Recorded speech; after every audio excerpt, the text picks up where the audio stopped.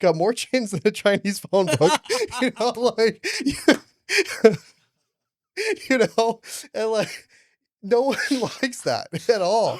And so, but the thing is, you see that in the Christian world. They're like, well, what I believe is true. It's like, yeah, but you look like a tub of lard. It's not helping your case. Yeah, no, exactly.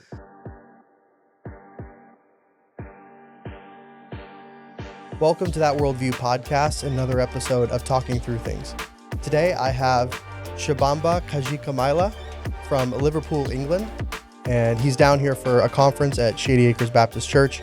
We had like a 4-hour conversation yesterday or something, and sadly I did most of the talking, but we had a great time. Anyway, it's good to have you on the podcast. Good to be had, man. Good to be had. How long? So why do you come to Houston? Obviously you're here for the conference, but is that really what drew you here? And how often have you been coming? So the first time, I want to admit, it wasn't actually for any sort of conference or any church-based thing. The first time was actually for a concert, because I listened to a lot of Christian music, a lot of Christian rap, Christian hip-hop, that whole realm there. And I remember it was like on a Saturday night. I mean, I could tell the whole story, but it's for another time. It's quite long. It's an amazing story. But basically, woke up the next morning on a Sunday morning, and I'm like, right, I'm still a Christian at heart. I'm a Baptist at heart, especially, although I go to an evangelical church.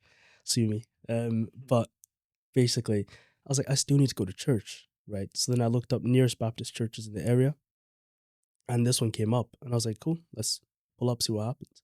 So I walk in, right? Everybody's wearing suits. Like, everyone's wearing full on like 2-piece, 3-piece suits, and I'm wearing these like similar color cargos to these. Mm-hmm. I'm wearing like a black top and some white shoes, similar outfit to this. I was like, oh, what the heck is going on? They're gonna judge me. So I walk right up to the front, in fear of judgment, right up to the front, smack dab right in the middle, looking at the pastor. And so like I pulled up to that. Then on a Tuesday, I was speaking to one of the members in the church, and we're just chopping up, getting to know each other a bit. He took me off some food. We just fellowshipped, talked a little more. And he's like, yo, like, we do like a Bible Institute thing on Tuesdays, right? And I was like, that sounds perfect. Like, I love a bit of extra Bible study, getting really deep into the word. And then after that happened, it was amazing. It was beautiful. Like, we had like this moment of fellowship where we're all asking each other, like, our testimonies, getting to really know each other, getting really deep into things. And then he's like, yo, by the way, the same guy I met on the Sunday, and they took me, who we like hanged out with like the whole day. He's like, brother, like, we do a Bible conference every January, August, and October, but the next one is in January. Like, would you want to come? I was like, heck yeah, I'd love to come. So ever since then, it's been history. I've been coming here every January since 2025. So Last year. Yeah. And I think that's actually where I met, because your first year here at the January conference was my first time here. Was at that conference. Mm-hmm. So yeah, it was cool. I met you, and then it was like a year later, and then I remember I saw you this year, like a week ago, and I was like, oh yeah, I remember that guy. So no, that's great. So as we've talked about, this episode is going to be about relationships, Mm-hmm. dating, all that. You're dating, I'm dating, so That's true.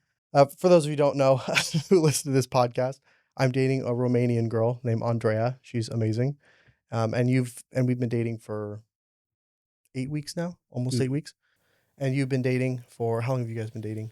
See, You and your girlfriend. I always let her answer it because I know I'm usually gonna get the date wrong. It's one of those things. It's okay, just take a chance. She can talk to you later. Yeah. Good thing she's over there. Right. Behind me. Is she staring at you like, you better get this right? I would say, by my manly estimation, a year and a bit.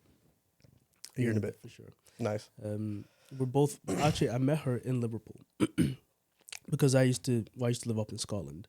So then I eventually found a job down south in Liverpool, which is south of England. Because when I say, it's weird, because when I say down south, people in England are so self-absorbed that they think when I say down south, they mean all the way down in London, when like I could be coming from literally another country in the north.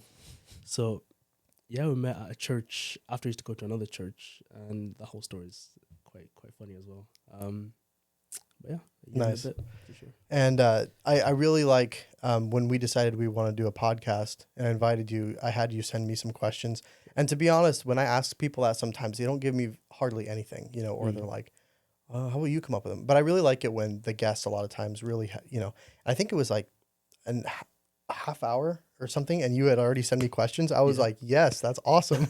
You know, so we'll go through those, and I'll have you answer and give input. Obviously, what you think when it comes to like what you've studied in the Bible, things that you've seen that work, things that have helped, and then I'll do the same thing. So the first question is, when do you know you're ready for a relationship?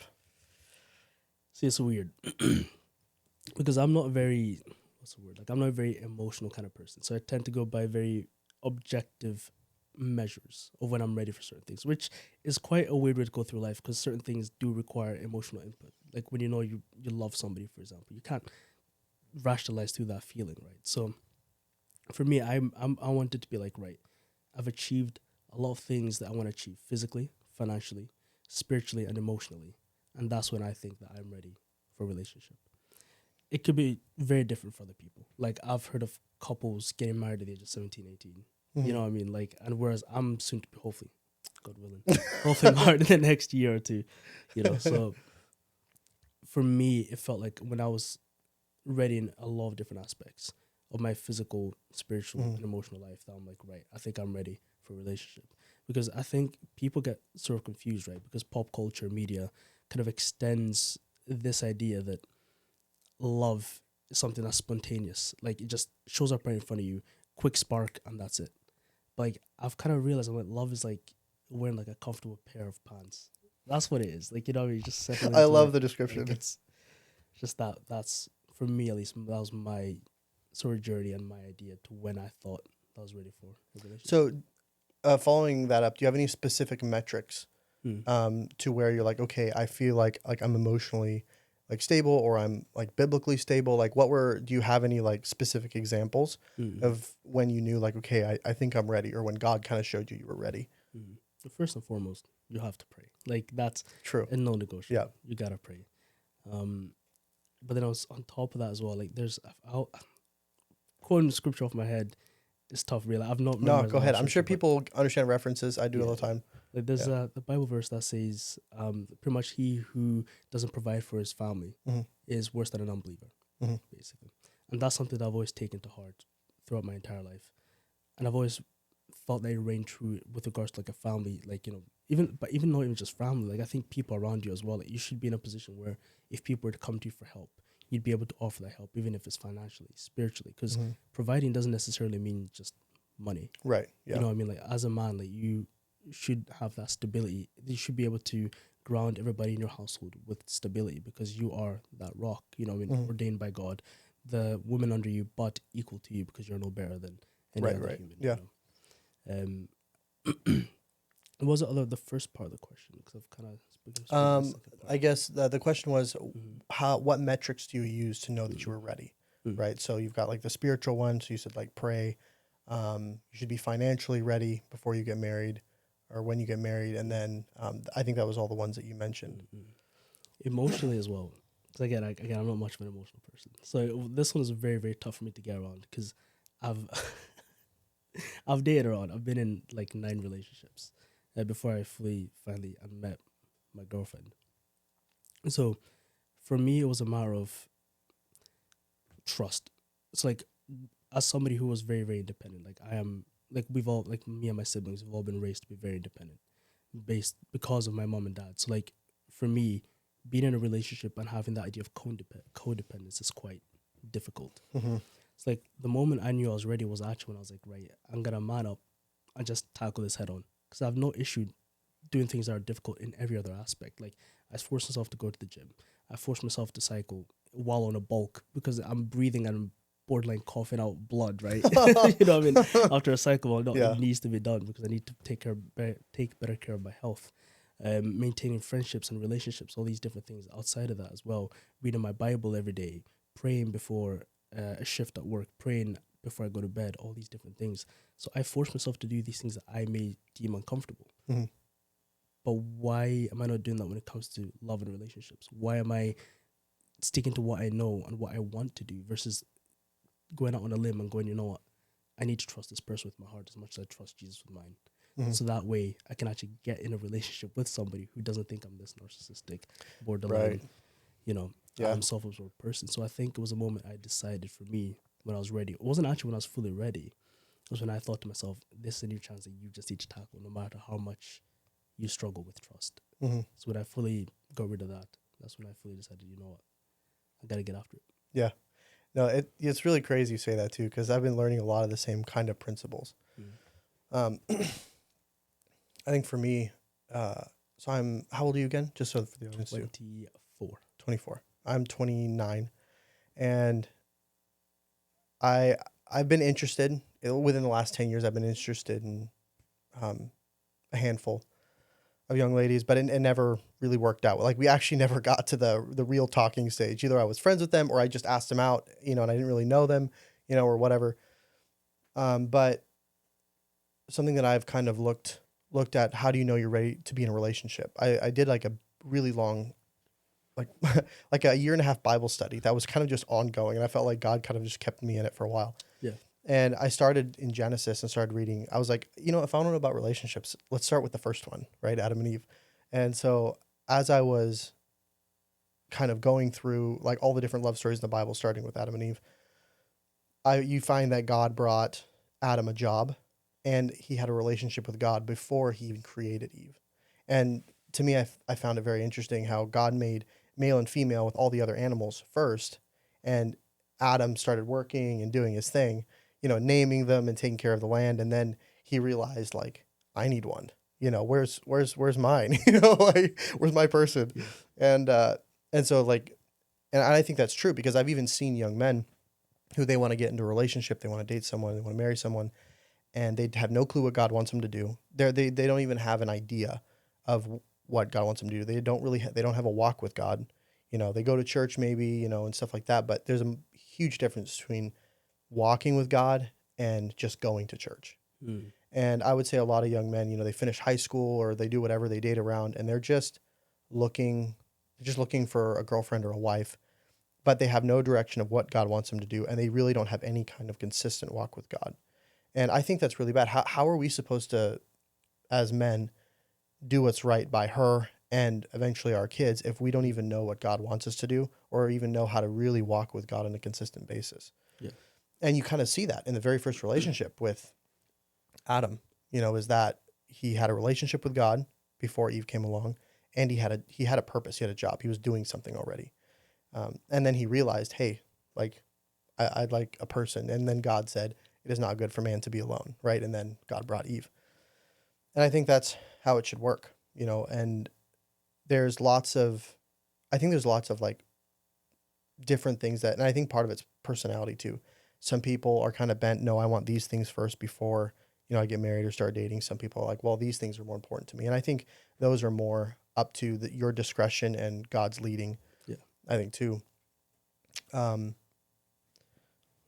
to go back to the other thing too that I found with knowing if you're ready for a relationship is I'm pretty new in this relationship, but to be honest, for as new as we are, I think we're pretty far along. Mm.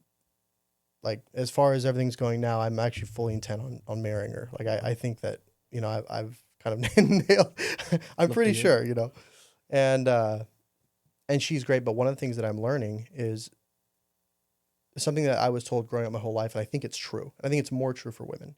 And this kind of hits on your last point. It's protect your heart, right? And that is a good thing. Like you should, especially if you are not serious about somebody. Yeah. I think a lot of young people, they date for fun, and they're like, and maybe they'll work, right, for a wife. And there is a saying, and it's more of a worldly saying. It's women choose who they sleep with, men choose who they marry. Yeah. Because for the most part, in the unsaved world, if she doesn't want to sleep with you, it's not happening, right? Yeah. But the marriage part is totally on him. If he doesn't want to propose to you and marry you, he won't, Exactly. And I think that I lost my train of thought a little bit, but when you find somebody, and like for me, it was totally out of the blue. Like I wasn't even expecting to really date her. God kind of just, I'd already met her like 1.5 years before and all that, and I just knew of her, but I wasn't even interested, honestly. And then I met her, and then God kind of just put her on my heart pretty quickly, and then kind of brought some other things along. And then when I asked her, she had already been praying for 5 days that I would ask her out. and I didn't know that. She gave me no indication that she was wanting something or praying. So when I asked her, she was like, kind of like, oh, you know? But anyway, back to something I found interesting is when I grew up, the idea was don't give your heart away, right? And protect your heart, and that's true. Yeah. But something I'm learning in this relationship with her is, you know, when you really think, and I say this in the context of there's a lot of peace around it. Like there's a lot of peace around you too, like all your mentors. You know, I brought my mentors in. I brought people that she knows that were impactful in her life, kind of in and like, hey, what do you guys think? And I got green flags like 100%, you know, all the way around. Good. And as we started talking, it started moving pretty fast, and I wasn't trying to make it move fast. It just was. And the first thing that I remember thinking was, okay, maybe we need to slow down a little. Like I need to artificially slow it down because I wasn't pushing it. It was just naturally progressing. And for anyone who knows me, I'm more of a serious guy. I don't do small talk at length. I do a little small talk and then I'm kind of like, I'm done with this. But something God showed me was once I was pretty confident that I wanted this to become, like I wanted this to take this to the next level and marry her. It was, God said, you need to give her your heart. Like you need to actually tell her, because as soon as you hold that back, you're actually hurting them, because you're essentially saying, I don't love you, you know? And that for me, at least, was really eye-opening. So I guess what I'm trying to say is before you get into a relationship, you need to be at the point where if you find the right person, you're actually willing to do that, because a lot of people aren't. And when a lot of people date, most of the time they don't think I want to marry this person. And so they just don't do that. Right. Anyway, so what do you think females want in males when it comes to biblical dating? What are girls looking for, young ladies looking for in a guy when it comes to a godly guy, you know, and all that, and dating him? It's weird, right? So Are you like, I'm the picture of health when it comes to Oh, but I wish, honestly. Oh, it's weird because I've actually kind of pondered on this question for quite a while, because I used to date very worldly. Like I became a Christian at the age of 16 versus like people who've been raised in the church. So I used to date very, very, very, very worldly. And like my experiences, and I hate to say this, but like the way I dated worldly women, it sort of unfortunately transferred over to Christian women. And I hate the fact that it worked, because it's all I knew. So when I tried to divulge from that, it felt like it never worked. So at least for around guys my age, like guys our age, or even men who are a bit younger, we're fed this idea, and I think we touched on it yesterday when we are just chilling a bit. They're fed this idea that fast car, women, money, physique, all that stuff, right? But it's like, well, inherently those things aren't bad, but it leads to idolization, right? So it's like you have to know exactly how to store those things towards a godly mind frame or mind state or whatever. So, so when it comes to the idea of what women want, I guess females want when it comes to men, especially, or biblical dating, it's like, well, what do kind of women tend to respond to, right? Because if you're used to dating women and you've been sort of like this bad boy, you're borderline narcissistic, you tend not to care about what they want. And for some reason, you end up being in a lot of relationships. That's your frame of reference as to this is what women want. And again, the crazy thing is a lot of worldly women want that. Exactly. Yeah. Exactly. And it's insane. So if that, again, for me at the time, that was my frame of reference. But then when I met my girlfriend, who was like an amazing, not even was, is an amazing woman of God. Like when I first met her, I had to unlearn all those things, like almost rapidly. I was like, right, okay, well, what's the benefit of me waiting 6 hours to respond because I want to create this false sense of, of like, what's the word? False sense of like me being busy when I'm not. Like I'm literally playing video games, bro. Like I'm not, I'm not busy. Like I make this girl think that I'm in this busy CIA spy lifestyle. Like no, I'm just a guy, bro. So I had to learn all these weird habits, like throwing compliments, all these things. Like it's like, you don't want to compliment her too much, you don't want to compliment her too little. It's like, no, but if you love your wife, you should compliment her. Like you should want to bolster her up in all these different ways. Like, yes, the world tells you like, yes, like this isn't how women work because they respond to that, but those are broken women. Like we're all broken people, of course, but those are broken women who maybe have attachment issues. They have, issues with, like, families, daddy issues, all these different things. Right. So it's like you're borderline taking advantage of that. And why would you want, at the end of the day, like, when you think about it logically, why would you want to spend your life with a woman like that? Knowing that you've basically manipulated your way into a relationship, you've used her lack of self-worth against her to get in a relationship with her. That doesn't seem like a stable partner. Right. At all. So unlearning all these weird pickup artist-esque like strats was my primary goal. And because I did that, my girlfriend saw qualities in me that I never really necessarily saw in myself. I used to not think I was this kind person. Like, whenever I met people, I never realized until she pointed out, like, she even said yesterday, like, I tend to give people a lot of time, regardless of who they are. Like, there are people who I've met in my life where people would avoid complete, and I'd go up to them and start sparking up a conversation, and people would be like, what are you doing? Like, nobody likes, blah, blah, blah. Until I give them a chance, and I'm like, I can see why nobody likes me. You're like, I still give you a chance, bro. I try to help you, man. but then more often than not, people like that just be incredibly understood. So I think, yeah, my girlfriend helped me identify those things because I learned those weird toxic habits. Mm-hmm. So a man who can also provide is kind of basic, right? But not just, again, financially, like spiritually, emotionally. Are you a good leader? Are you able to express honesty with kindness? Because honesty without kindness is just brutality. Like, you're literally just punching somebody down. Yep. Because you believe that you're right without actually taking the time and thinking, you know what? I could tell this person this truth, but maybe they could learn from it a lot better this way. Like, being cruel is direct. You may think that, oh yeah, like, as long as I'm telling the truth, that's all that matters. It's like, yeah, fair enough, you're right, but like, you won't have people around you because no one will like you. Yeah. You know what I mean? Well, the Bible, like, even talks about truth in love. Yeah. Truth is great, but you have to have the love if relationships are going to thrive. Yeah. Yeah, no, exactly. So even from that perspective as well, because I remember the first conversation, actually, one of the first conversations we had on our first date, I'll never forget this as well. Like, I asked her, I was like, right, because she makes more money than I do. She's got, you know what I mean? I break a lot of weird dating conventions. Like, I've dated women taller than me. Like, I think the tallest girl I ever dated was 6'4". Wow. I'm 5'8". Yeah. Makes me tall. it makes me no difference. My girlfriend makes more money than me. She has a car, I don't have a car. Like, it makes me no difference. As long as, to me, this is a woman that I want to marry and I absolutely love her and I would love to spend the rest of my life with her. So I remember asking her, I was like, I make less money than you. Is that a problem? I am shorter than you. Is that a problem? And she's like, I really don't care. Like, you're a Christian man. We both want to be married. We both have the intention of getting married. The other stuff doesn't really matter. And sorry, let me interject. I love, like, I think that is something that I think should be kind of addressed head on. Because even when I started, like, the first or second conversation I had with Andrea, we talked about that. I'm not dating her to date her. I'm dating her to figure out, are we going to get married or not? Like, that's the whole point, and so yeah, like, I think I've talked to some people. Like, a couple years ago, I was texting this one girl that was kind of interested in me, and we were texting, and she was pretty immature.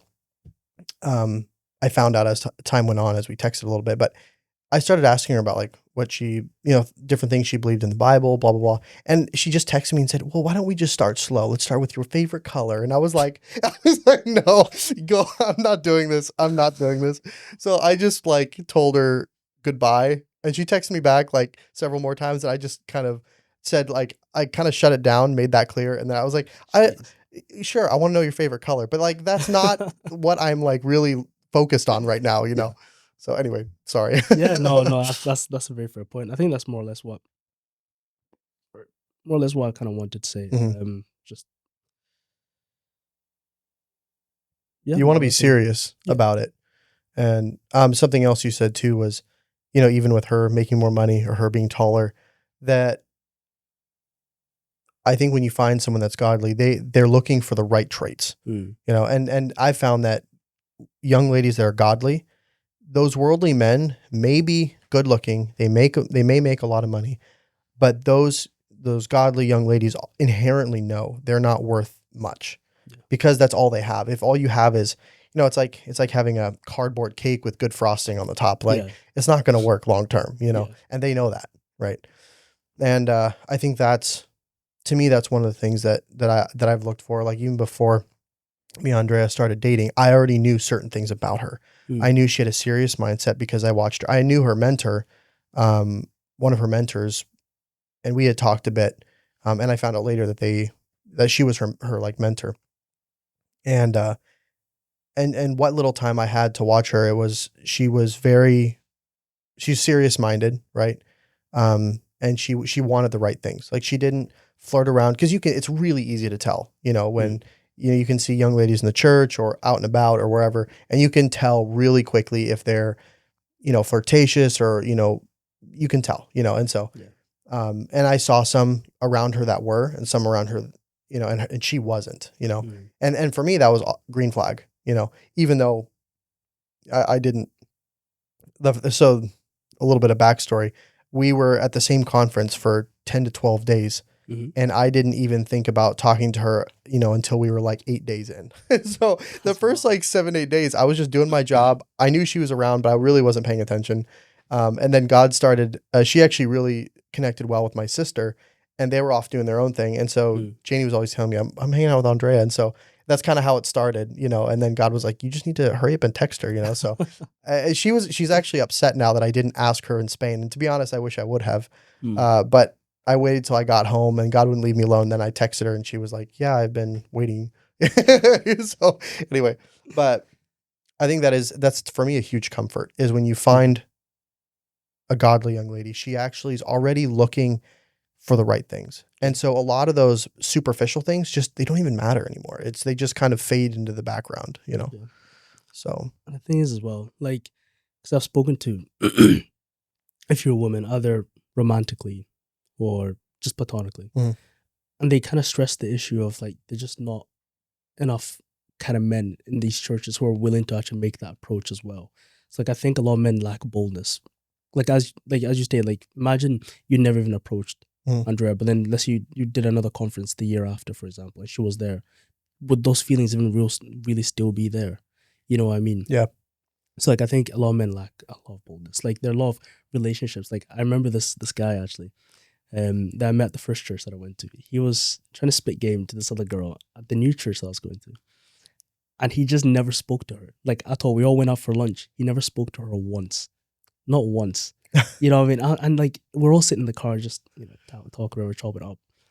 And they were all like, yeah, man, like DM her, bro. Like, yo, text her, bro. I was like, bro, you say not a single word to her during that tape. Do not text her. Yeah. And then didn't work out in the end. She kind of just shut him down quite nicely. But a few months down the line, the girl was like, actually, no, if he actually just spoke to me, like it would have, something could have happened here. Yeah. Like, something tangible could have happened. So I think it's just that lack of also biblical men or men in church just not making that approach. Like, just go speak to that. But like, it's weird, right? Because people say the worst that she can say is no. I've seen women say worse things than no. Oh yeah. I've seen women say worse things than no.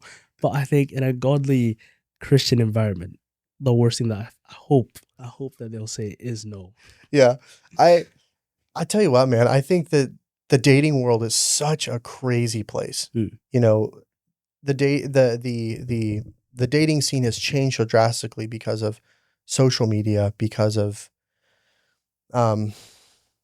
even the access to pornography and all this kind of stuff. Like it's totally changed. We're in a time now, the last 20, our lifetime, right? At least mine. I'll be 30 this month. In my lifetime, we went from no social media. Like when I was born, the only thing you could do was pretty much send emails. That's it, right? And most people didn't even do much on the internet, period, at that time. So you go from barely emails to where now, like I'm almost 30, and you have social media. Most people have anywhere from 3 to 4 social media platforms, right? And the options are all out there to see. You're looking at the cream of the crop when it comes to guys and girls and all this stuff. Yeah.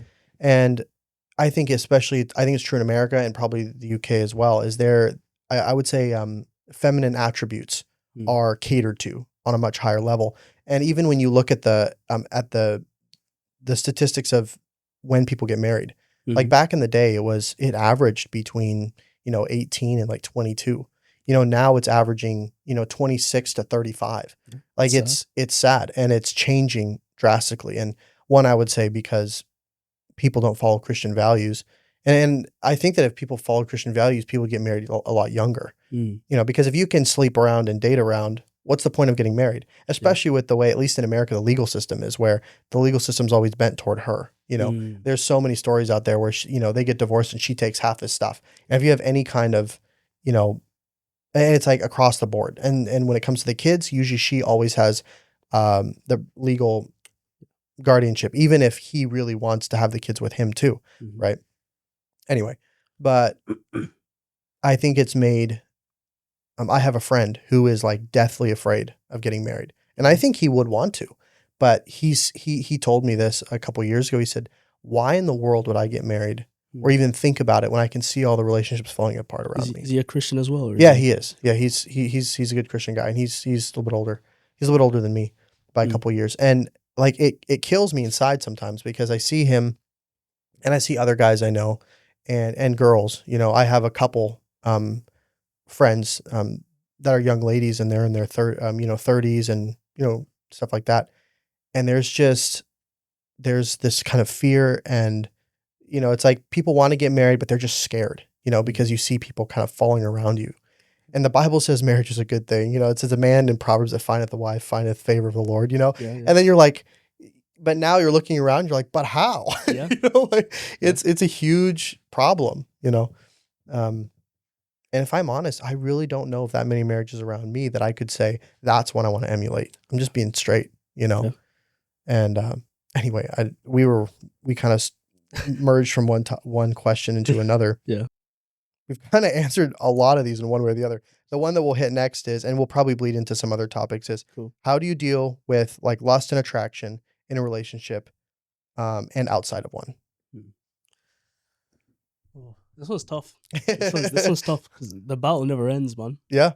The battle never ends. You can speak to Christian men who've been married for 20, 30 years. They still face it. You can talk to guys as young as us. They face it. Like there's nobody who doesn't face lust, and that could also be from the female side as well. Like especially for younger guys, like it's arguably worse, as you mentioned, right? Like there's a portion where we didn't really grow up with the internet, and then all of a sudden, boom, it's here, just thrown in our faces. 3-4 different social medias. You got women working on all these different platforms. You got all these things just being thrown in your face. Adverts just overly sexualized. All these things just getting literally tossed in your face. No matter what you do, there will always be a trigger. There will always be something.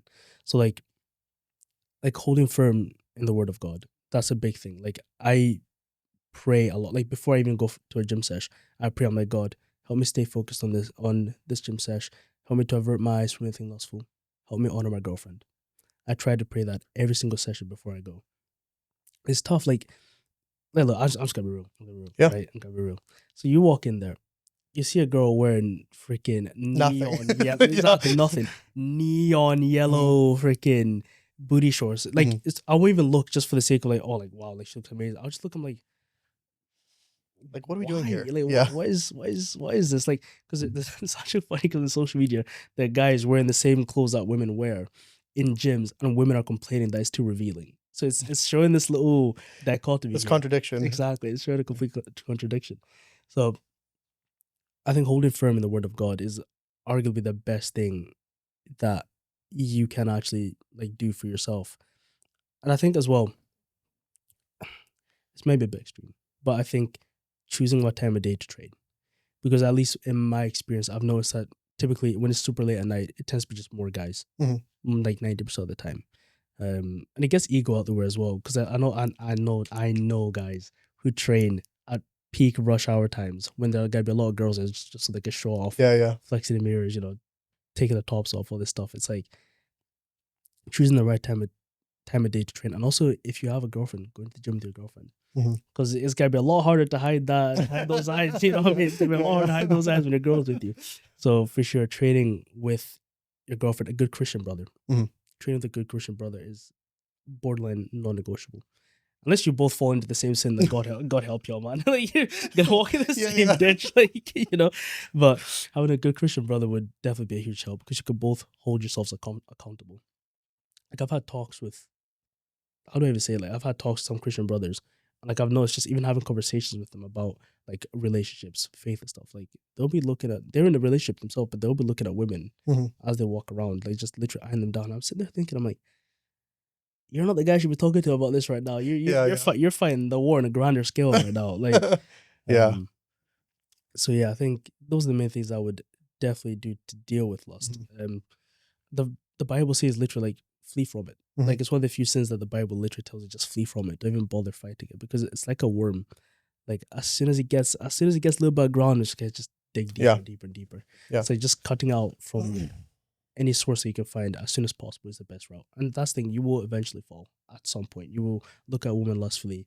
You may see something on the screen and it may lead you to a website. Like, it's borderline inevitable, but at least you have the heart that you're fighting it. You have that consistent need to try and stay away from it. I think that's what's important. And having a partner that understands is a big one. And I think that's something you won't figure out until months later in the relationship when you admit to that sin. Like, I admitted to my girlfriend that I deal with like lust issues and stuff. And now I'm trying to conquer it. But she's taken amazing like moments of patience to kind of deal with the things that I've brought upon her, like I've burdened her with. And so having a partner that's not going to shame you for something like that, because I'm not even going to say this in a sexist way, like, I'm pointing right at you, but most women wouldn't understand it. Yeah. Like, for example, porn and lust on the scale that men do, because men are very visual creatures, right? They wouldn't understand it on the scale that we do. So for someone to be able to be like, right, I don't understand what you're going through, but I love you enough that I'm willing to stay here by your side while you deal with this thing, or understand that it's a difficult thing to deal with because everybody has their sins, right? So that's been a major help. Yeah. For sure. I think there's, yeah, I would agree with everything you said. I found, and quite frankly, like, I'm not naive. I'm too old to be naive. Yeah. And to be honest, I don't know if I found less than 5 men that I know that haven't dealt with lust or pornography in some sort of way, right? It's so available at a very early age. I think the average age that they get into it is between like 8 and 10. Yeah. Like, and that's average, which means it's also younger than that, right? That's the average age. Yeah. And women fall into it too. Like, for women, I think it's more visualizing. You got the book talks. I just opened a can of worms. But you have like that whole side of the world too, right? And women deal with that way more than guys do. Like, they're reading books that are just insane. And it's the same problem. It's just a different, it's a different viewing point is really all it is, right? And I would say, to get out of it, what I found was that, one, you have to be humble. You have to be able to, because you can be ashamed of viewing that kind of content, right? You can feel bad, right? You can whatever, but there's a difference between feeling bad and also getting help. And that's where humility comes in, and for me, I had to go talk to someone, one of my mentors, a parent, whatever. And I would say this: one, pray about it. Because there were times that I had like a brother in Christ, like at one point, like, hey, can you help me with this? And they didn't really know, God didn't necessarily put them on my heart. And so it didn't honestly really help because they just weren't helpful, right? They didn't want to encourage you. They didn't want to talk to you or just kind of help keep you accountable. So I remember a couple years ago, like, I just prayed about it and God said, talk to this person. So I did. I went and I talked to that person and I just was open with them. And it was really, really crazy because I found that there was like, when humility is there, God says he pours his grace out and his mercy, and there's help. And I would say a lot of guys are like, I'll get over my own. I'll just be more diligent. I'll be more like, honestly, I don't know if I know really any guys that can, from strict, like, can just get out of something like that. It's just not there. It's really not in the cards. And so I found that you have to be humble, right? But I'm also not like, you've got these guys that will literally stand up in the middle of the whole congregation, like, this is what I deal with. And they're like telling, there's kids there and wives and families. You're like, nah, don't be doing that. What I always tell guys is find a mentor or someone godly in your life or someone God points out and talk to them, right? And that's how you start. And some people I've noticed will get victory like instantly and they'll literally never view it again. I know people like that. But I would say the Amazing. majority aren't like that. The majority, they usually mess up a couple of times, and they learn. If they don't keep the accountability, they'll just continue. If they come back to the accountability, it'll just get better. And usually it takes some time to fully get out, right? Especially if you've been in it for years or you've dealt with it for years, which most guys, that's where they are, So I would say that's one. I would say also kind of maybe even on the relationship side, there's, you need to be able to make boundaries and respect them. Like, so I have I'm one of 8 siblings, right? And so we have, I'm the oldest. So like some of them are like, okay with kissing, some aren't, some are this, some are that. It kind of just depends. And the way that I look at it is I want to feel connected to the person I'm dating, especially if you're like really sure you want to marry this person or you're going to. Yeah. But you also want to make sure that there's, at least what I believe is, you should have boundaries to where that you honor for her and for you. So for an example, I have a boundary that I set, right? And so let's create like an example, right? Say you're okay with, whatever, hugging, holding hands, kissing, whatever, like before marriage, right? I don't agree with the whole kissing because I think it's funny. My brother and I had a podcast. Oh, you listen to it. That's right. Yeah. I don't know if you remember the part where my brother said, he was like, I don't think I mind about kissing, right before marriage. He's like, but the only problem I have is, what do you do with your hands? Oh, that's a good one. And he was right, Yeah. And so I just laughed in that podcast. I just laughed. And so like for me, I'm like, okay, for me mentally, like kissing is too much. Like I think you should kind of set that aside. Yeah. Because even if you plan 100% on marrying a person, you still need to respect boundaries because it just gets harder. The more boundaries you violate, the harder it gets. And now I'm going to say this with a caveat because I think this is true. When you, okay, let's go to some Bible examples because this is going to get like, I'm going into stuff that's not necessarily conventional here. Go on. When you look at Isaac and Rebecca, if I remember correctly, right? When Abraham tells his servant, go to the land of Ur, which is where he's from, and it says, find him a wife, right? So he goes and he, shows up and he says, Lord, please bring the woman. And the sign was that she would offer to feed or to water all the camels, which is a lot of stinking water. Yeah. Like I actually did like the study behind it. Like camels take so many gallons of water. And she was willing to haul the water for like a train of camels. That's one, it's a strong woman. She might be a man, bro. But once they were, he said, hey, this is it. You're actually you're a distant relation. He wanted someone from the same family, and same area to marry his son. Would you be okay? And, they talked to the father. Yes, yes, yes. And just took her and went. And it says that she literally just got off the camel, and it says that he took her into his mother's tent. He slept with her, right? Yeah. And there was no marriage feast. There was no wedding, as far as we can tell. There was none of that. It was just they were together, right? And so the more I've thought about this, now I think weddings are good. Obviously, the Bible talks about weddings. Even in there's the wedding supper of the Lamb, which is like happens in heaven, and all that. Weddings are good because I think it's a open testimony to what God has done, right? And so I think people should have weddings, and that should be like the start of the solidified commitment, right? That's one, it's culture, and it's good because I think it gives God glory and honor. Yeah. If you've done it right, if you've done everything right, you can witness to your family. A lot of people won't go to church, but they'll go to a wedding. Yeah. Right. So if you can witness to your family that way, if you can witness to people around you by them coming to your wedding and then you explaining it, something I've told Andrea is I said, if we get married, I want our wedding to be the most God honoring thing ever. Like I want to give the gospel there. I want to tell people our story and how God worked. I want to, maybe talk about some of the things that we agreed on early, the things that we were looking for in our family, stuff like that. because I want God to be honored in it. And she totally agrees. And I think that is really the purpose of the wedding. Now, when it comes to like commitment, to then become like physically intimate, like I don't really, it's just a bond. Like when you look at a wedding ring, it's funny. We talk about in the Christian world, we talk about wedding rings are a picture of baptism, right? Mm-hmm. The wedding ring doesn't make you married. It's a symbol of your marriage, right? Of your commitment. Yeah. And the more that I've actually thought about it, the wedding is also that, right? The wedding is actually the public commitment. Baptism is a public commitment of your walk with God or your salvation, right? God indwelling you, God forgiving you of your sins, right? Because you believe in his death, burial, and resurrection. Mm-hmm.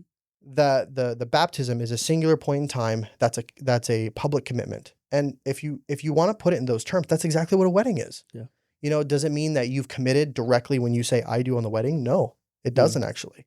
And actually in the Bible, in ancient Jewish times, people would get would be espoused to one another. And you see this with Mary and Joseph. Yeah. It says that Joseph was espoused to her, and then in ancient Jewish culture, they would go off and then build a home, and it would take like usually a year or whatever. And they'd go off, they'd prepare a place. But in a legal sense, they were actually already considered married. They were considered committed to that person. So to actually annul even though they hadn't been physically together, to annul their separation, they actually almost had to sign like a divorcement paper because they were considered married because of the commitment they had made. That's why when Joseph first thought Mary was unfaithful, it says he was willing to put her away privately. Wow. Because it was considered a marriage at that point.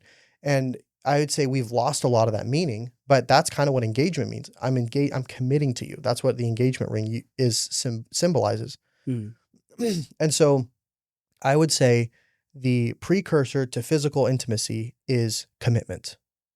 At its root core, it's commitment to that person.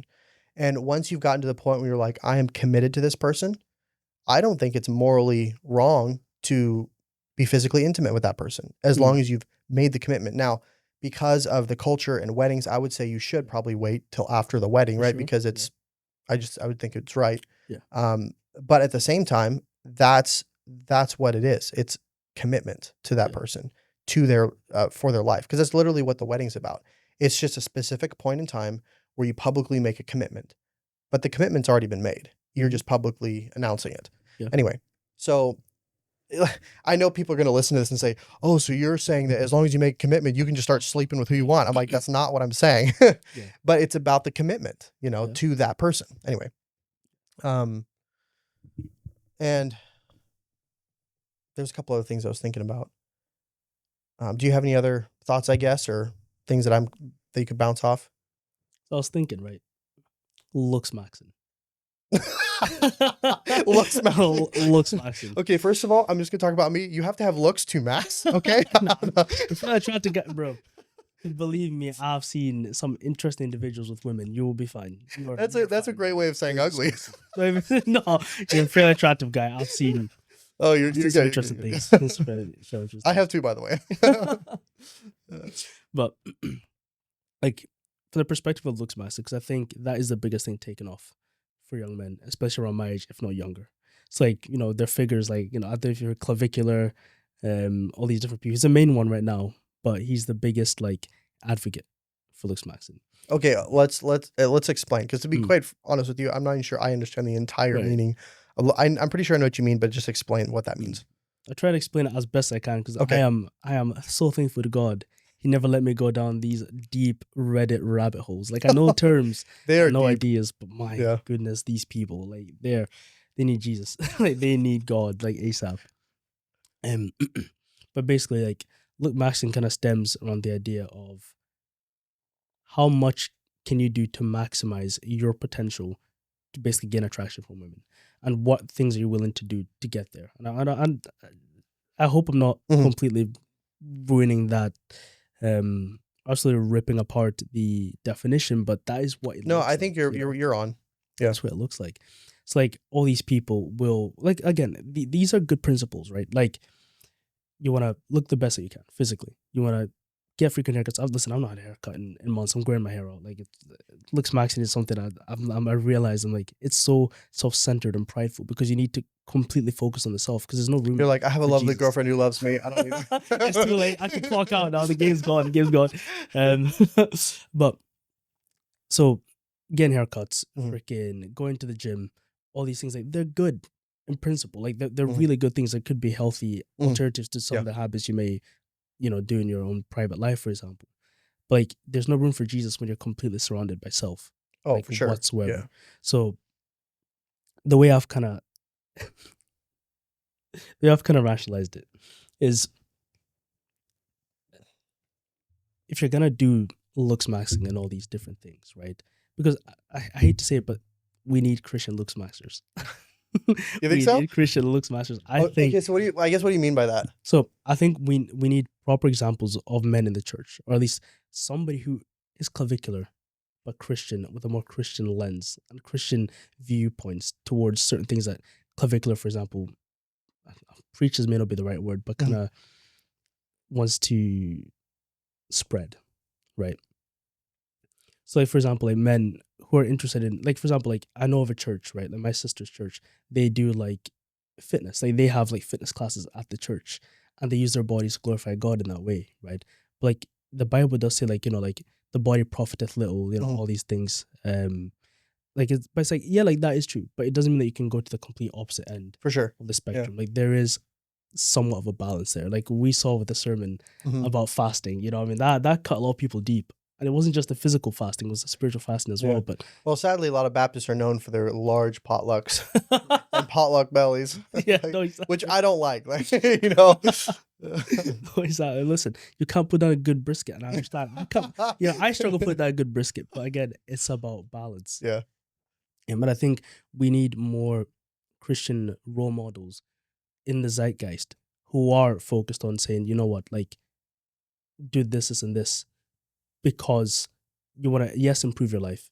You want to feel better about yourself. But at the same time, imagine being able to use your body to glorify God. Because the way that the body's seen in the media is, look, this guy's got a six-pack. This guy's got an amazing physique. Look at all these women he's attracting. Look at all these people around him who are, gravitating towards him because he's this popular model. But it's like, but if you're a Christian man and you're saying, I fast, I read my Bible, I've got a great physique because I want to be, let's say, I want to be old enough to comfortably live in an environment where I can take care of my grandkids because I'm not too old to get out of a chair, to get out of bed, for example. Yeah.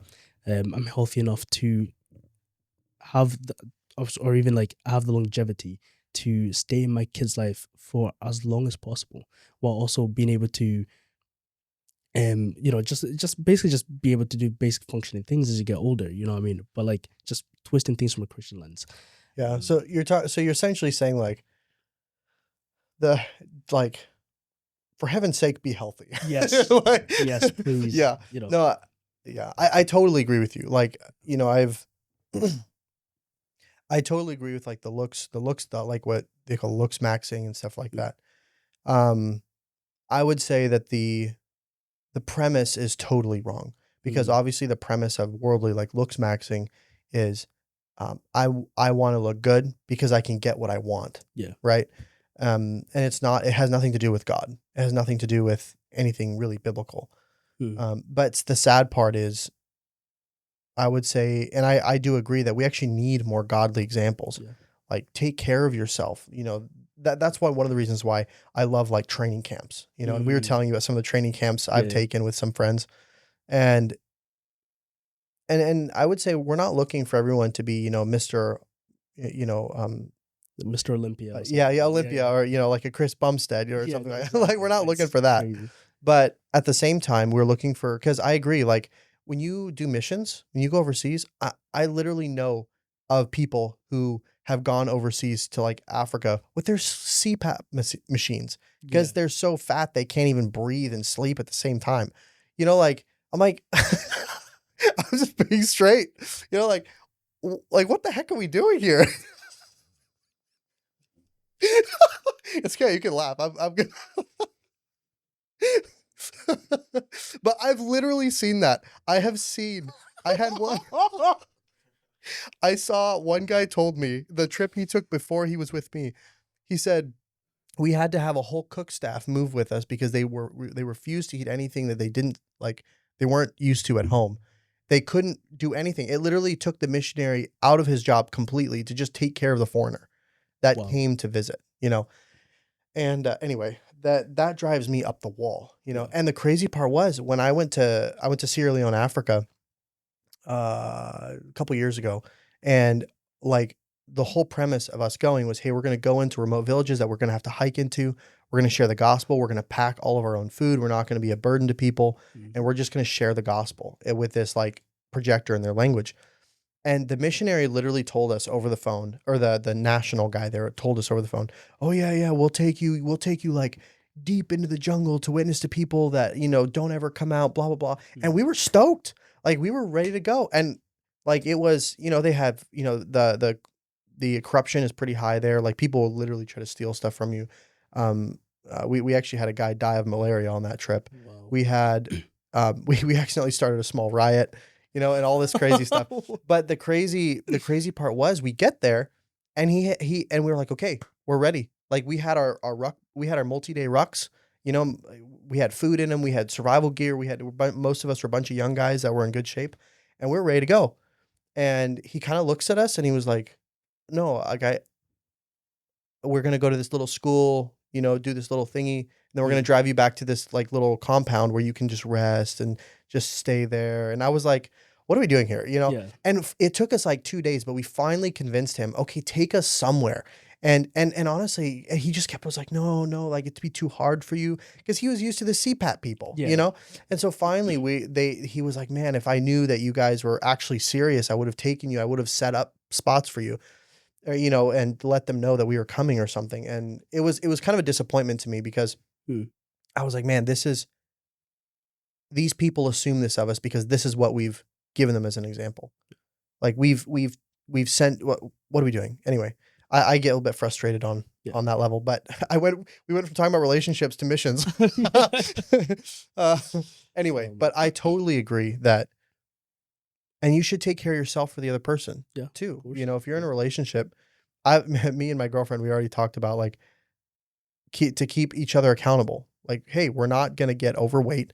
We're not going to be able, we want to be able to run. Like for me, I have like guide limits of like what I want to be able to do. Like I need to be able to run at least 2 miles, without stopping. I need to be able to do this, and this. And I want to get better, but also like this is the minimum, right? Because I need to stay healthy. Anyway, but I totally agree. And I would say when you're in a place like, I don't know how bad it is in the UK, but here our food is horrible. Oh, yeah. Like honestly, you really have to try here. You really have to try to eat healthy. You can't just be eating, fast food. You can't just be doing whatever you want. Like you really have to cut back. You have to, really, because if you don't, you're going to just blow up. Yeah. Unless you're one of these guys with a crazy fast metabolism that can eat a cow and just like be, fine. But anyway, so I agree that, but I think that idea of being healthy, if the wrong motive is behind it, it won't stick. Yeah. Because, a lot of the guys that I found that were like Mr. Healthy, Mr. this, Mr. that, once they got married, they blew up like a balloon. Yeah. It was all because it was all about the look back. It was all about getting the girl. And then they got one and then they were like, bam. Yeah. Exactly.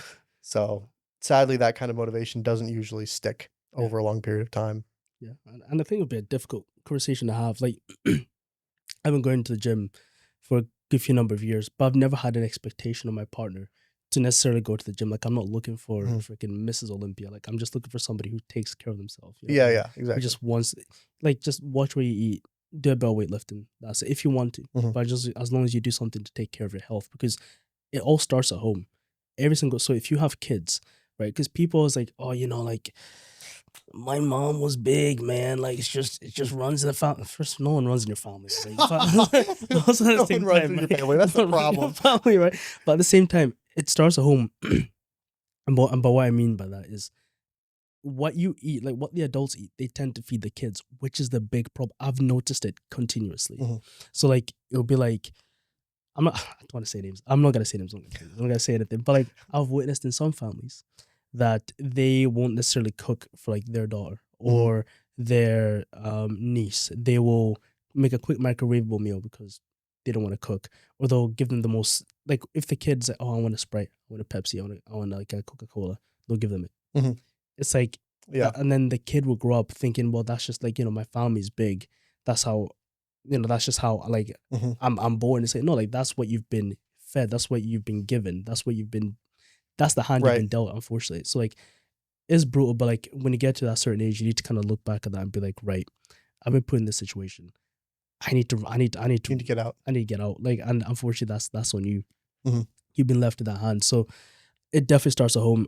And you breached on you addressed something quite important there about having like a wife, like having like the thing you do with your girlfriend is amazing. Like the accountability thing. That like if one of you gets overweight, you call them out on it, because at the end of the day, like you also want not only longevity for your kids, longevity for yourselves. Because attraction, unfortunately, is also still physically based. Like I love my girlfriend through and through, all facets of her. Like I love her Mhm. to bits. But if you're in a relationship with somebody and like let's say the main thing you focused on was their attraction, what if that goes? You Right. got four Yeah. kids, Mhm. you got a house. What are you gonna do? Like, are Mhm. you gonna leave? Like, how do you even go about addressing it with your partner, saying, "Look, man, like, we can't even do the Yeah. positions we used to do, like, Yeah. like these things." Yeah. But it's like, how do you even broach that subject? But I think it's very imperative, even as believers, that, and even then, think of it this way: how are you gonna go out preaching the gospel if you don't feel like you're even gonna be able to live past age of 30? Oh yeah. Like Like, that's one thing that really gets me is, okay, let's shift the focus a bit. mm, Like no one likes the tub of lard video gamer that sits behind his PC, right? Every like everyone's looking at him like you're a loser, bro. Like yeah, you've got got more chains than a Chinese phone book, like you know, and like no one likes that at all. And so, but the thing is, you see that in the Christian world. They're like, well, what I believe is true. It's like, yeah, but you look like a tub of lard. It's not yeah, helping your yeah. case, No, exactly. Like be and the thing is we're supposed to be the light of the world. Yeah. And most people say, well, that just means you have to give the gospel. It's Mm. like, I'm sorry. Let's actually like show people we believe the gospel by taking care of ourselves enough to help people. Yeah, yeah, If you're a tub of lard, you can't help people. You can hardly walk a mile, yeah. and that's extreme, like so it really is kind of a contradiction when you say you're a Christian, which is supposed to be the light of the hill. We're supposed to be in the church, which is the ground and pillar of the truth. And but then your lifestyle actually tells everybody like the only difference between you and the retarded gamer behind the PC is one reads the Bible and one plays a PC. Like Yeah. you look the same though. Like I'm sorry. I just that really bothers me.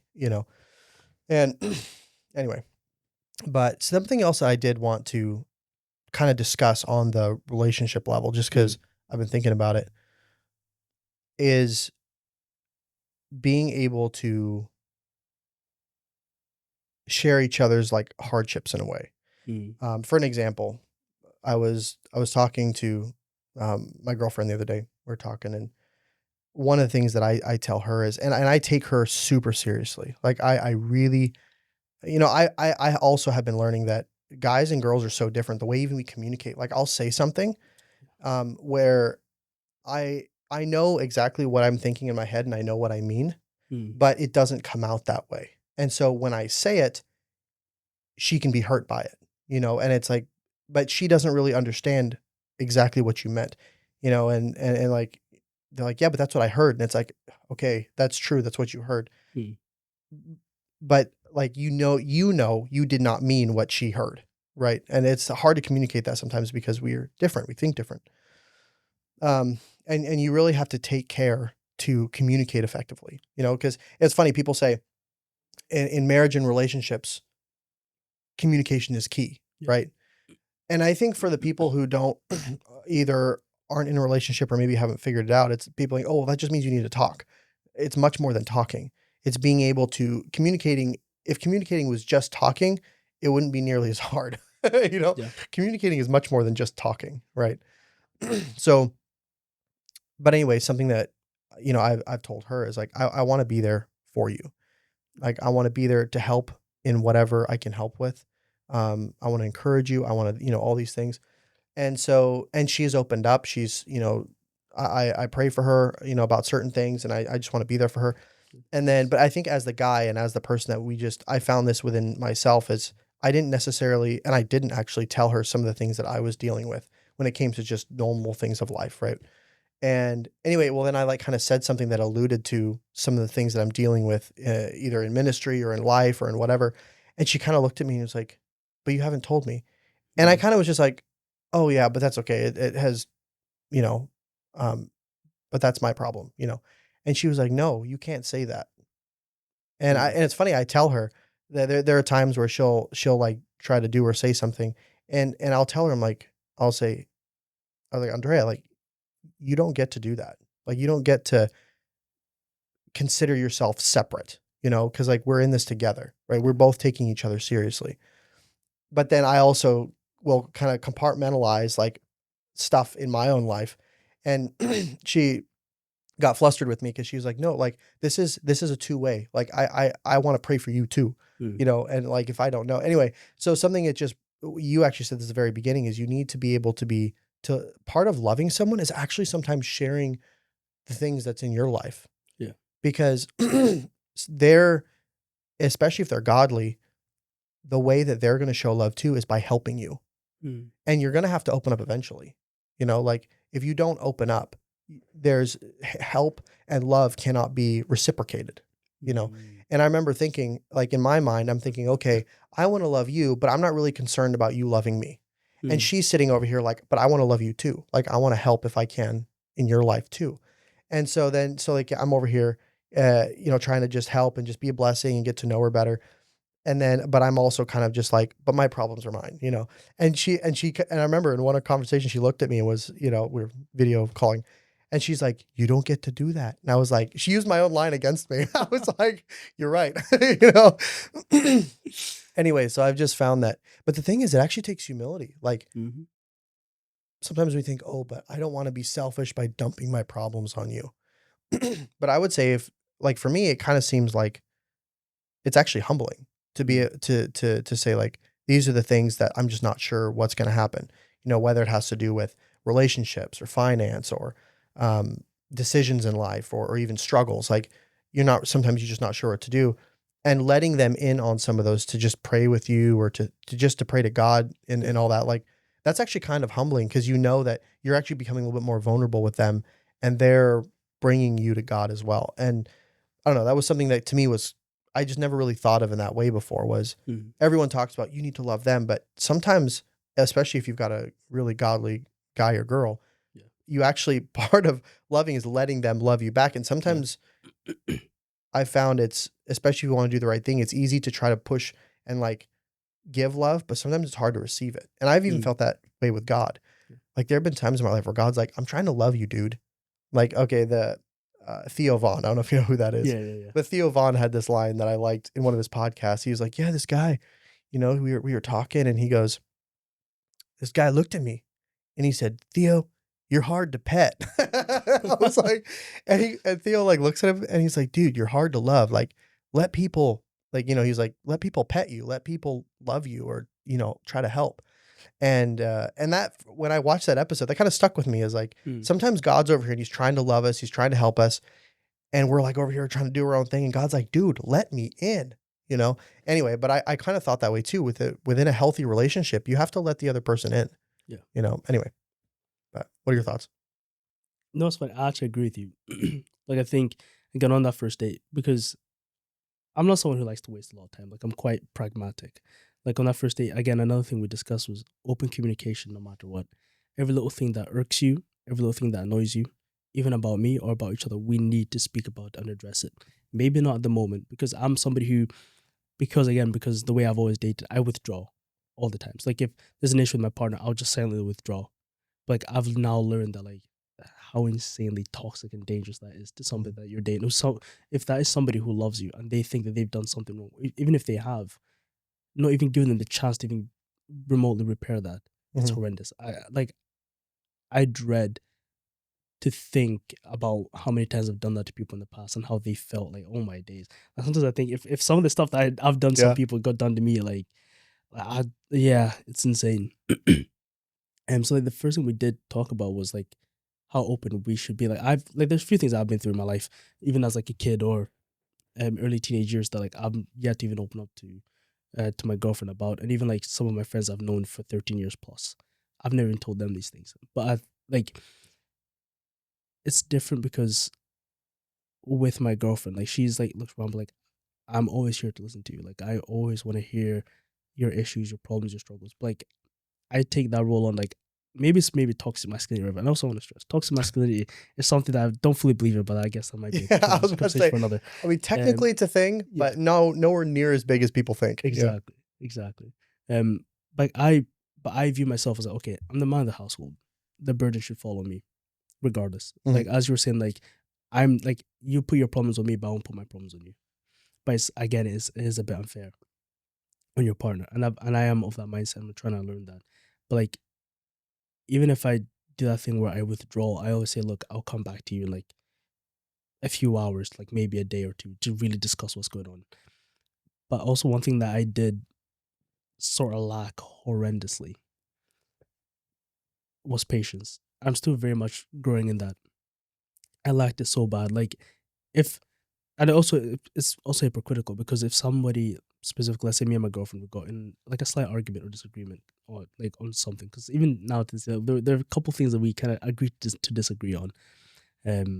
Wait, you mean you guys are different? Yeah, no, exactly. And we'll butt heads at some things, but 9 times out of 10, like the way we'd be like, oh, it's not a salvation issue, it's not a relationship ending issue. Mhm. Like most things that most people go through, they're not worth ending a relationship over. But I think because so many people, unfortunately, they have this mindset that everybody's replaceable. A lot of people have that mindset that they're willing to think this person can leave and I'll find somebody else. Mhm. But anyway, I was digressing there. The dating world has done that The to day us. one has definitely done that to us. Oh my gosh, I got some weird philosophies, man. But communication for sure, man. I know you said like necessarily like how to communicate is an Mhm. important thing, but one thing that we've actually found as well is speaking to like a spiritual mentor, like For sure. somebody Yeah. who's been married and who can kind of talk to us and be like, right, like you're kind of doing more or less the right things, but it's more like how to do them and how to do them effectively. Effective, not just normal communication. Right. Effective communication is key. Yeah. And even how to handle, like I would say too, sometimes handling communication isn't about it's also about repairing when bad Mm. communication has happened. Yeah. I think that's a big one, because sometimes I think people like, okay, we're going to not have issues that we don't have to resolve. But then sometimes it's like, well, sometimes you need to learn how to resolve misunderstandings or resolve things. And I think that's super important too, and I mean, I haven't been dating very long, and our relationship is still pretty new, even though I'd say we're pretty far along for the time span. But I've learned that sometimes you just have to just say you're wrong. Say like, "Hey, I'm sorry. I really didn't," and people get over hurt in their own way, and you have to be willing to, because they're going to be patient for you. So you better learn to be patient for them, Yeah. So, but I wish we could do like, because I wish we could do like more talks like over Yeah. time. Maybe we'll do like some sort of like Like Riverside FM like remote one or something. For sure. Anyway, do you have any, I guess, closing thoughts or? I want to just kind of speak on one thing, because we kind of spoke about like what it's like kind of like in the fray of a relationship, maybe some points of marriage, and like we spoken about the middle and the after, like the before. Like what would be from your perspective the most effective way that a Christian man would approach a Christian woman? Um, well, I would say, uh, I have found just with how my relationship started with Andrea Mm. is, one, if a man looks too hard, you're already in the wrong.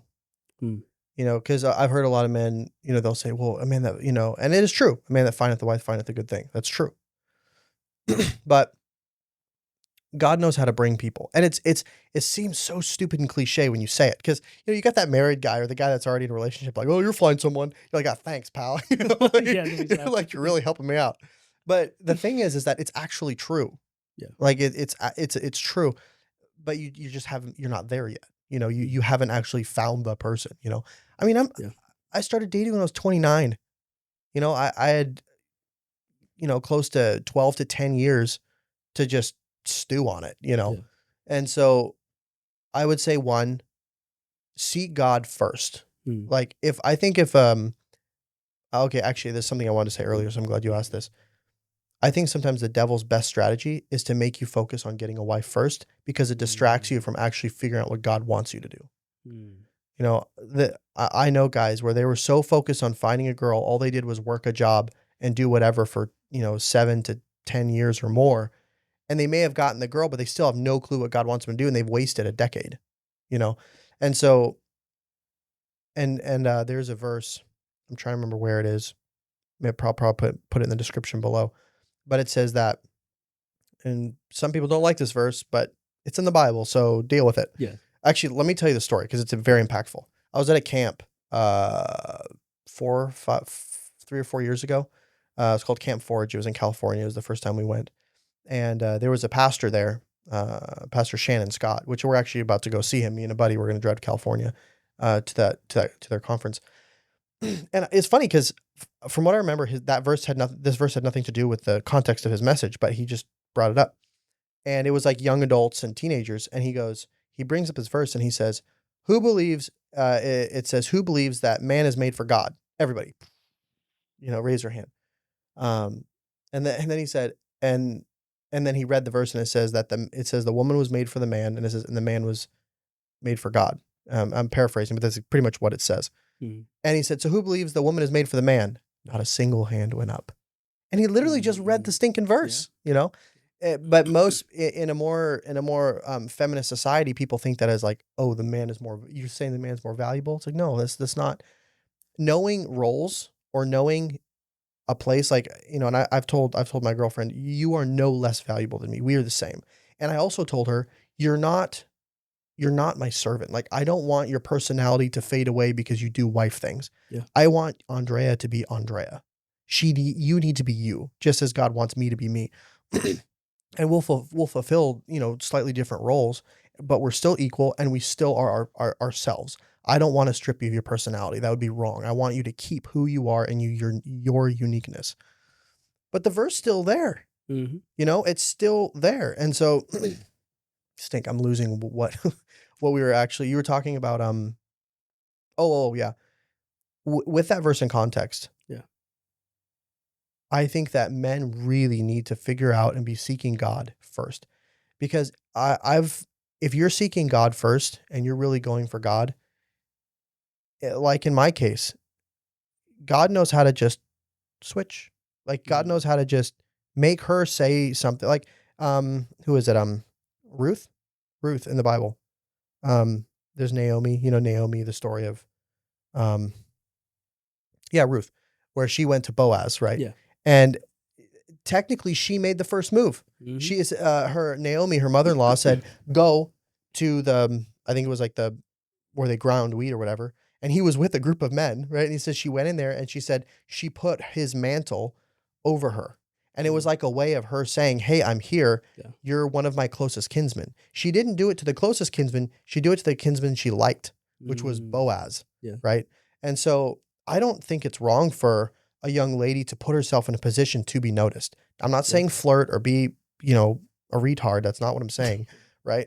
But I think within the feminist movement, there's this a superiority complex where it's like, I'm going to probably, you know, kind of treat you like trash or not show any sign that I like you. Now I'm not saying that's a lot of women. Like my girlfriend was like, I wasn't going to show any interest because it's your job to come to me. But she didn't have any, like, she wasn't thinking like, oh, I want him to, you know, she's not that way at all. She's super godly and kind. But I've met women that have that. They're like, they pretty much have to beg me and then I'll say yes. Yeah. Like, I'm like, really, you know, too much trouble. Yeah, too much trouble. And I'm like, okay, if you're a godly guy, seek God, follow God first. You know, that verse that says, love Lord thy God with all your heart, mind, soul, and strength. When you think about, you know what a simp is? Yes. Right? So a simp is, you know, just for those who don't know, it's someone who just chases the girl no matter what and is always trying to cater to him and all their wants and all their desires, you know. Girls don't like those. Why? Because girls realize that like you're not worth very much if I'm the center of your entire life. Yeah. Girls want someone with a purpose, right? So girls want someone with a purpose. They don't like simps. They use simps. They don't marry simps usually, unless they got money. So girls don't like simps because they don't have an external purpose, like any goals in their life, right? You need to have drive, right? A girl isn't a good source of continual drive. It's not. It's not a viable source. So I would say if you love Lord God with all your heart, mind, soul, and strength, well, by golly, you've just kind of put together all the things women are attracted to. Yeah. So do that first, right? And then seek God. Like if I wouldn't have been seeking God, I would have never met Andrea in Romania or Spain. I wouldn't have, because I wouldn't have been walking with seeking God. The whole reason I was in both those places is because God made it clear and I moved accordingly, right? So anyway, so I would say that the best way to ask out a girl is make sure you have those things in line. You're walking with God, He's your purpose, and you're moving accordingly. Secondly, pray about it, have peace about it. Yeah. You know, if you don't see any red flags, if there's peace around it, around her, you can tell she's godly. Ask her out. So, you know, my girlfriend, she wishes I would have asked her out in Spain. And I just told her, I'm sorry, I was scared. Like, I was honest with her, you know. I was scared, you know. Yeah. But, you know, if you're braver than me, ask her out. If you're not, text her. Like and so once I got back to the States, God really made it clear, you need to text her. And I said, okay, so I did. And she was waiting for me. Like she was waiting for me to text her, you know. Yeah. And I would say once it's God and there's peace around it, and this is another thing, like when we started talking, both of us were like, we both had peace about it, but we both were like, we didn't know each other. Like I literally, the longest conversation I ever had with her before we started dating over the phone, long distance, was a 10-minute conversation about Apple Watches and running. That's the only conversation I really ever had with her. Mhm. And so, but we both had like so much peace about each other and about talking. Mhm. And as we talked more and more and more, it was like God just kept pouring on his peace and his just like this calm peace that this is right. It wasn't a sexual excitement. It wasn't I'm just super attracted to your body. It wasn't like that. I think that should be there. Like you should Yeah, be of attracted course. to her, right? Yeah. And I am attracted to her. But it wasn't that. It was there's just a calm peace and just a steadfast certainty that grew over time. And we both have that, you know, and we've continued in that. And, you know, you're going to misunderstand each other sometimes, but all that. But I would say those are the things you should look for. And once you find a girl and there's peace, and even if something comes up that you have to deal with, look for that peace that's there. And I think sometimes guys overcomplicate it when it comes to asking. It's if you're in the right frame of mind, right in the right heart, ask. And if she says no, don't look for a better way to ask. Just move on. Because I think when guys get rejected, they're looking for a better way to ask. Yeah. And I'm like, I don't think it's about a better way to ask. Text her, DM her, ask her on a date. And if it's God and there's peace, it will work. Yeah. I think I do think it's that simple because I've been rejected a bunch, right? I was probably rejected by maybe 8 girls, you know, It's the fate over of time, over honestly. like 10 years. And I'm like, it's fine. You know, like, and I didn't, and a lot of those girls, I asked out poorly. I didn't do right. And some of them, I think I still nailed it, you know, but it was God who put the peace and put the yes together. So anyway, Yeah. what do you think? What's a great way to ask a girl out? Oof. It's weird. It's very weird. It's like it depends, right? Because we're in a weird social media age, right? Mm. So it's it's very rare that you will see a guy be so bold enough to be like, "Look, I'm interested in you," or you know, there's a classic, you know, God told me to be, you know, all that stuff. Those guys drive me nuts. Oh, They're, God. I've seen guys in the middle of church. They stand up. So my wife's here. So reveal yourself. I'm like, Oh, man. "Ooh." Oh man, It's horrific. I've seen it. It's nuts. that'd be so They're good. just awkwardly standing there, you know, like looking around, like when's my wife gonna stand up, you know? And then they just stand there awkwardly for 10 minutes till the pastor tells them to sit down. Oh, that's brutal, man. And Oh wow, the girl that they have a crush on, wow. looking down like this, you know. I'd never go to that church again. I'll be honest. I would never. Wow, wow. Surely that doesn't happen. Oh yeah, Oh, I've seen it. I've seen it on video and I've seen it in person.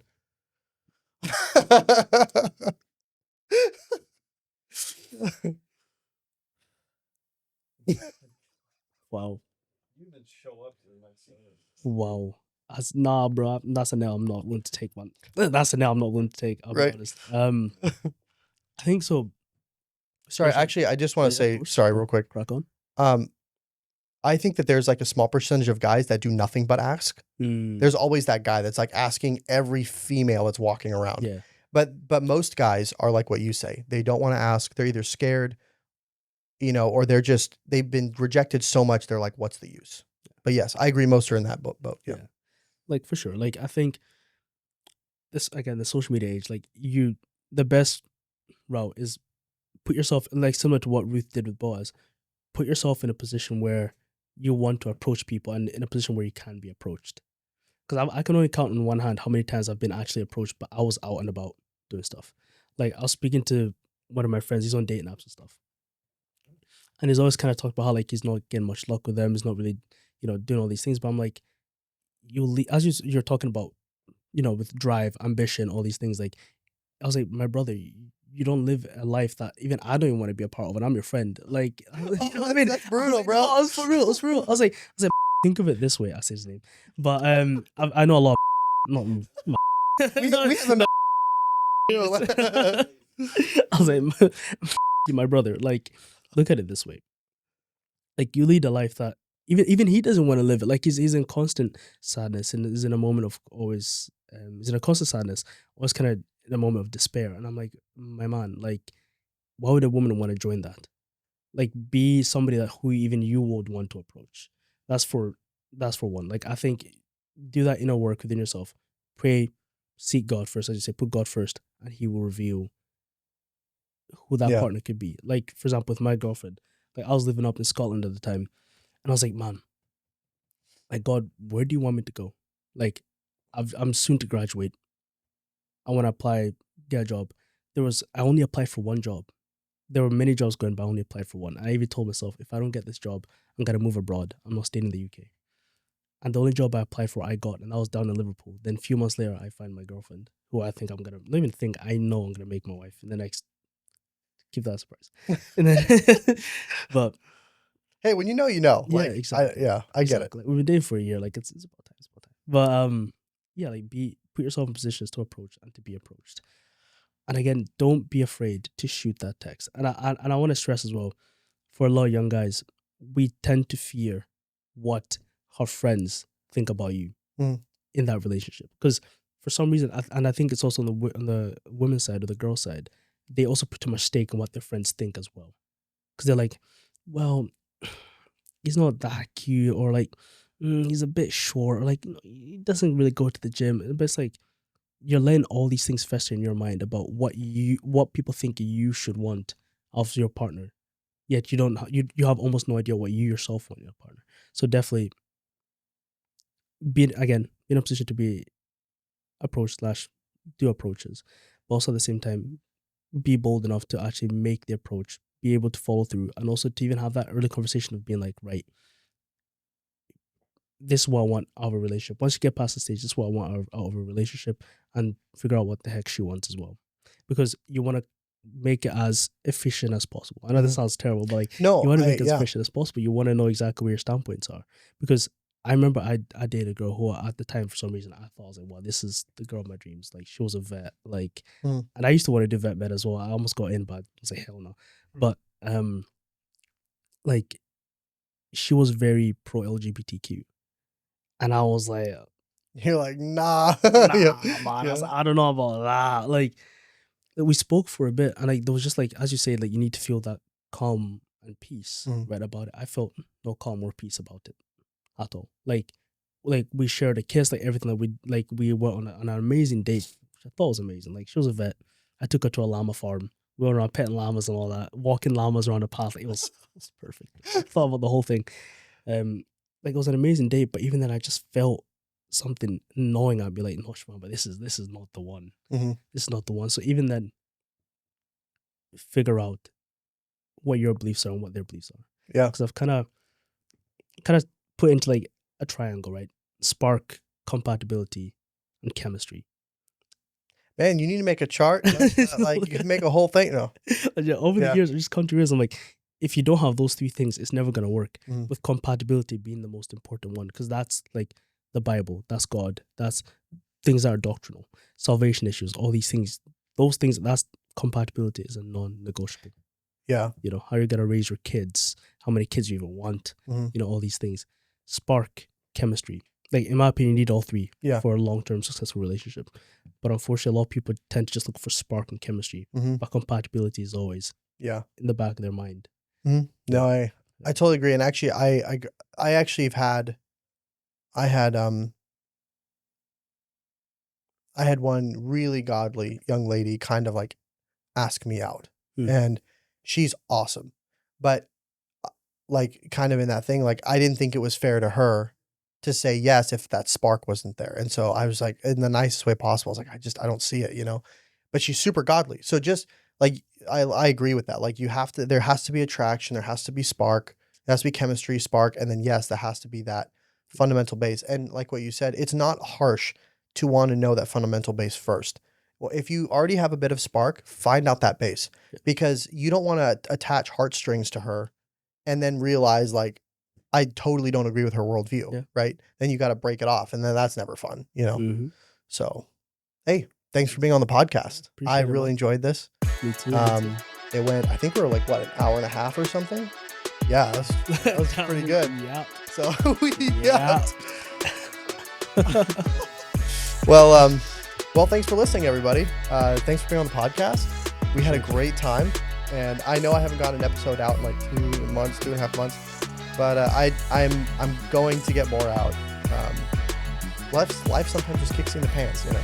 But anyway, stay tuned for the next episode. If you have any questions, put them down in the comment section. Subscribe. I've got an Instagram. If you're on Instagram, TikTok, X, I'm on most of the platforms. So we'll see you on the next episode.